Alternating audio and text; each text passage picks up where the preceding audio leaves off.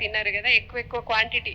అంటే ఒక ఇడ్లీ మనకు ఒక 5 టీ స్పూన్స్ షుగర్ తీసుకుంటే ఎంతైతే షుగర్ బాడీలో వస్తుందో అంత వస్తుంది ఒక ఇడ్లీ తోటి. అంటే చాలా సింపుల్గా మనం ఎక్కువ తీసేసుకుంటున్నాం. ఎస్పెషలీ మన ఇండియన్స్ ఫుడ్లో మనకు తెలియకుండానే చాలా క్వాంటిటీ తీసేసుకుంటున్నాం అనమాట. సో ఆ బ్రేక్ఫాస్ట్ అనేది లైట్గానే ఉండాలి.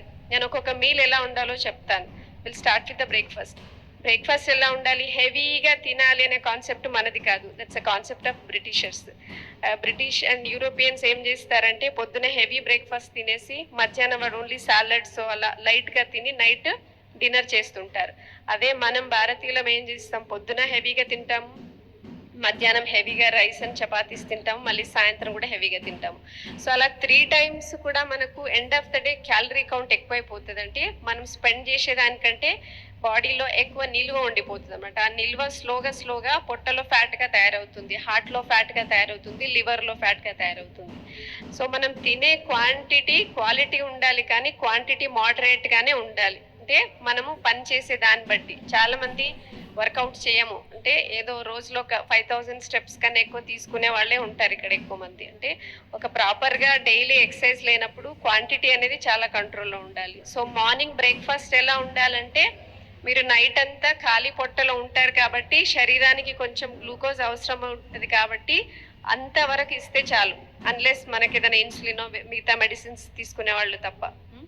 సో అలా లైట్ బ్రేక్ఫాస్ట్ హెల్తీగా ఉండాలి. డ్రై నట్స్ కానీ, తర్వాత మీరు నాన్ వెజ్ తీసుకునే వాళ్ళు బాయిల్డ్ ఎగ్స్ తీసుకోవచ్చు. నైట్ అంతా నానబెట్టిన డ్రై నట్స్ ఒక బౌల్ తీసుకొని, ఏదైనా 2 ఇడ్లీ తీసుకొని, లేదా ఓట్స్ తీసుకోవడమో, లేదా రొట్టె ఏదైనా కూడా 1, 2 కొన లిమిట్ తోటే క్లోజ్ చేసేయాలి. ఈ తినేటప్పుడు ఏంటంటే, మీరు చాలా మందికి మార్నింగ్ లేస్తూనే వాటర్ తాగమని చెప్తాం కదా, ఆ వాటర్ తాగడానికి ఈ తినడానికి కొంచెం గ్యాప్ ఇవ్వాలి. మార్నింగ్ ఒకవేళ మీరు వాకింగ్ కానీ ఎక్సర్సైజ్ కానీ చేసే అలవాటు ఉన్న వాళ్ళు ఎక్సర్సైజ్ అయ్యాక ఒక 10 మినిట్స్ బ్రేక్ ఇచ్చి, స్నానం చేశాక మళ్ళీ ఒక 15 to 20 మినిట్స్ బ్రేక్ ఇచ్చి వాటర్ తాగినప్పుడు, ఈ తినడానికి వాటర్ తాగడానికి కనీసం ఒక 10 నిమిషాలు గ్యాప్ వదిలిపెట్టాలి. అది లంచ్ కావచ్చు, డిన్నర్ కావచ్చు, బ్రేక్ఫాస్ట్ కావచ్చు. మన బ్రెయిన్లో ఎలా ఉంటుందంటే, మనం ఫుడ్ చూసిన వెంబడే మనకు కెమికల్ రియాక్షన్ స్టార్ట్ అవుతుంటుంది. అంటే యాసిడ్స్ HCl అంటాము.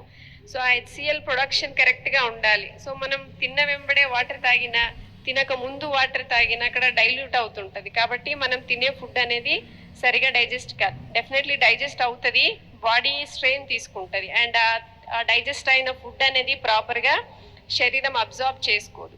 సో మనం తినే ఫుడ్ ఎంత తిన్నామని కాదు, ఎంత మన బాడీ అబ్జార్బ్ చేసుకుంది.